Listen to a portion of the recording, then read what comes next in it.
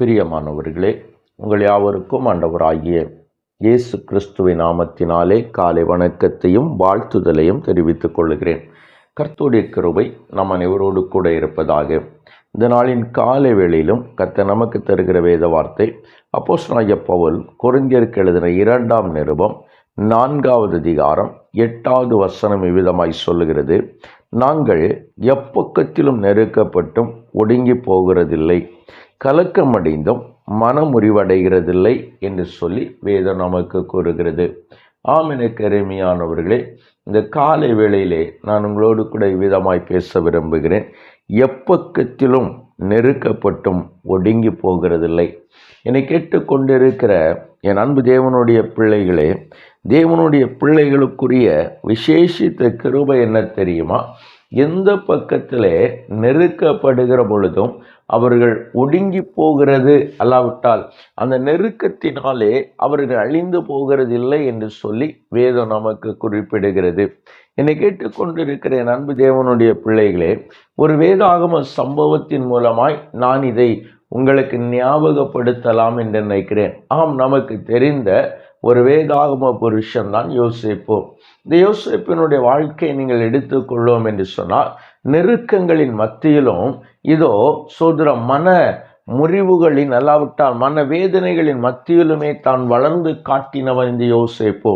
தன்னுடைய தகப்பன் வீட்டிலிருந்து தன்னுடைய சகோதரர்களால் அடிமையாய் வெறுக்கப்பட்டு போத்திபாருடைய வீட்டிற்கு அடிமையாய் கொண்டு போகப்பட்ட பொழுது இந்த அடிமையின் வாழ்வு யோசேப்பை ஒரு பொழுதும் ஒடுங்கி போக வைக்கவில்லை.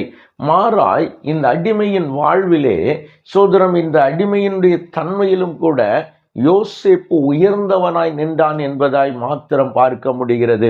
தான் நிற்கிற சூழ்நிலைகளிலே அல்லாவிட்டால் தான் எந்த சூழ்நிலையிலே நாம் அந்த நிற்கிறோமோ அந்த சூழ்நிலைக்கு தகுந்தால தன்னுடைய வாழ்க்கையை அவன் மாற்றிக்கொண்டான்.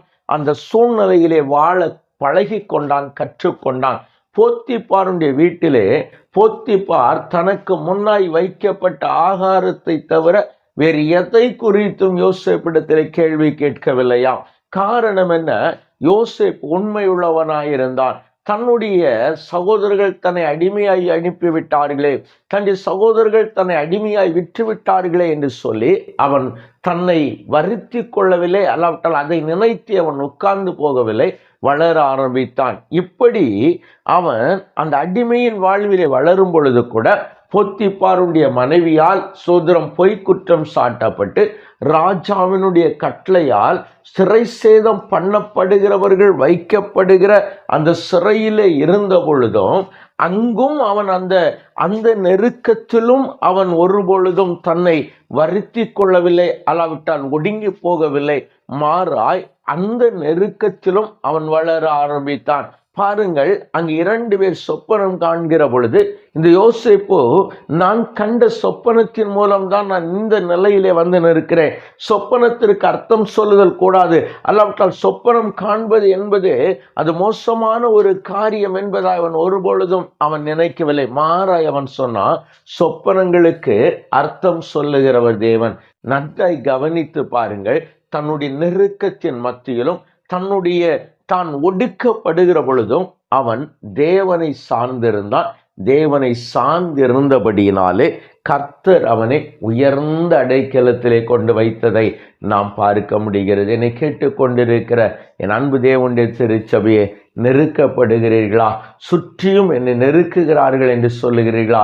சுற்றிலும் நான் ஒடுக்கி போகிறேன் என்று சொல்லுகிறீர்களா? இந்த நெருக்கங்கள் தான் கர்த்தர் உங்களை வளர செய்கிற ஒரு இடம். இந்த நெருக்கத்தின் நடுவிலேயும் இந்த நெருக்கத்தின் சூழ்நிலையிலேயும் ஒன்றை மாத்திரம் மறந்து விடாதீர்கள். இந்த யோசேப்பை போல தேவனை பிடித்து கொள்ளுவதை, தேவனை சார்ந்து கொள்ளுவதை மாத்திரம் மறந்து விடாதீர்கள். நிச்சயமாய் கர்த்தர் உங்களை நடத்துவார். எனவே அந்த கிருபை நம்மை சூழ்ந்து கொள்ளும்படியால் கண்களை மூடி ஜெபிக்கலாமா? எங்களை நேசிக்கிற எங்கள் நல்ல தகப்பனே, இந்த நல்ல வேளைக்காய் நாங்களும் நன்றியோடு துதிக்கிறோம்.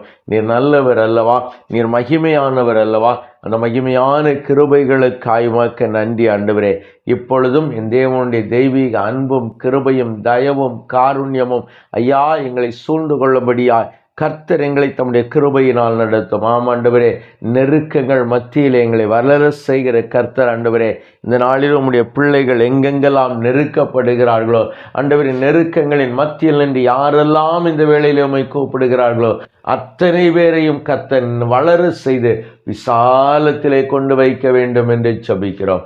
நிறைவாய் நடத்தும், பொறுப்பெடுத்துக் கொள்ளும், வழி நடத்தும். இயேசுவின் நாமத்தில் ஜெபிக்கிறோம் எங்கள் ஜீவனுள்ள நல்ல பிதாவே. ஆமேன், ஆமேன், ஆமேன்.